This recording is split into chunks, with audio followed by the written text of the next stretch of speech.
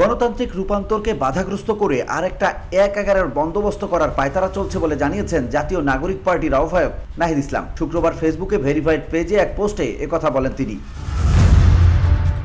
পোস্টে নাহিদ লেখেন, বাংলাদেশের রাজনীতিকে সকল প্রকার আধিপত্যবাদ থেকে মুক্ত করে স্বাধীন ও সার্বভৌমভাবে পরিচালনা করাই আমাদের লক্ষ্য। বাংলাদেশকে বারবার বিভাজিত করা হয়েছে, জাতীয় ঐক্য বিনষ্ট করা হয়েছে, বাংলাদেশকে দুর্বল করে রাখার লক্ষ্যেই। ১/১১ বিষয়ে তিনি বলেন, আওয়ামী লীগকে নিষিদ্ধ করার পর থেকে আবারও দিল্লি থেকে ছক আঁকা হচ্ছে দেশে অস্থিতিশীলতা তৈরি করার, দেশকে বিভাজিত করার, গণতান্ত্রিক রূপান্তরকে বাধাগ্রস্ত করে আরেকটা ১/১১ বন্দোবস্ত করার পায়তারা চলছে বলে মন্তব্য করেন নাহিদ।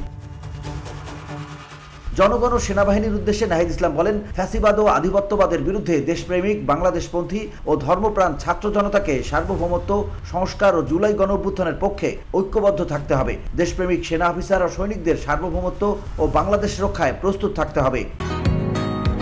বসুন্ধরা, উত্তরা, বনশ্রী, কুড়িল ও বাড্ডা সহ রাজধানীর বিভিন্ন স্থানে অভিজাত ও অত্যাধুনিক মানের ফ্ল্যাট কেনার এক নির্ভরযোগ্য প্রতিষ্ঠান প্লেজেন্ট প্রপার্টিজ লিমিটেড।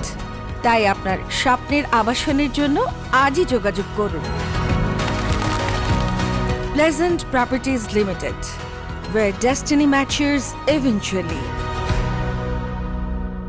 এনসিপির আহ্বায়ক নাহিদ ইসলাম পোস্টে কয়েকটি দাবি তুলে ধরেন। সেগুলো হলো, ডক্টর ইউনূসকে জনগণকে দেয়া সংস্কার, বিচার ও ভোটাধিকারের প্রতিশ্রুতি রক্ষা করতে হবে। ওনাকে দায়িত্ব থেকেই রাজনৈতিকভাবে সকল সমস্যার সমাধান করতে হবে। জুলাই ঘোষণাপত্র নির্ধারিত সময়ের মধ্যেই দিতে হবে। ঘোষিত টাইম ফ্রেমের মধ্যেই নির্বাচন হবে। নির্বাচনের আগে মৌলিক সংস্কারের জুলাই সনদ রচিত হবে।